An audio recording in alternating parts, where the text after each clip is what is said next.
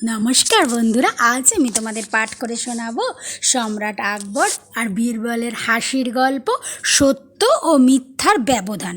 তবে শুরু করলাম আজকে গল্প পাঠ, সত্য মিথ্যার ব্যবধান। আর গল্প পাঠ যদি ভালো লাগে লাইক, কমেন্ট আর সাবস্ক্রাইব করে পাশে থাকবেন।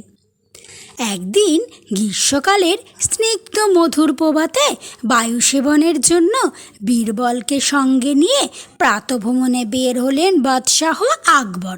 অনেক দূর পর্যন্ত কথা বলতে বলতে চলে গেলেন তারা।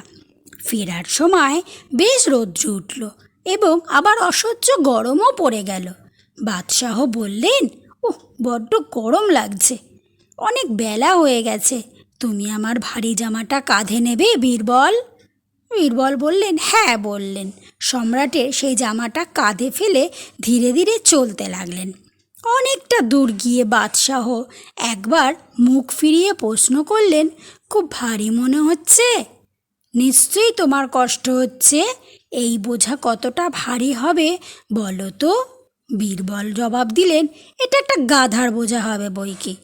বাদশাহ স্তব্ধ হয়ে বীরবলের দিকে তাকিয়ে রইলেন। তারপর পথ চলতে চলতে এবং রাজদরবারের পৌঁছে গেলেন। রাজদরবারের মাঝখানে সিংহাসনে বসে বাদশাহ আকবর প্রশ্ন বসলেন, বলো তো বীরবল, সত্য মিথ্যার মাঝখানে ব্যবধান কতটুকু?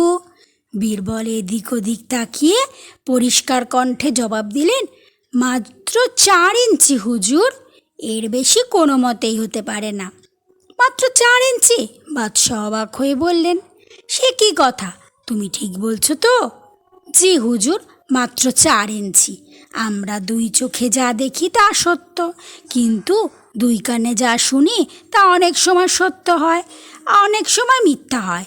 চোখ দিয়ে দেখা এবং কান দিয়ে শোনা, এই দুইয়ের মধ্যে ব্যবধান 4 ইঞ্চির বেশি নয়। সত্য মিথ্যার পার্থক্য ততটুকু। জবাব শুনে সম্রাটের মুখ প্রফুল্ল হয়ে উঠল। তিনি বীরবলকে বললেন, সত্যিই তোমার তুলনা নেই, তুমি। নমস্কার, আমার গল্প পাঠ এখানেই শেষ হলো।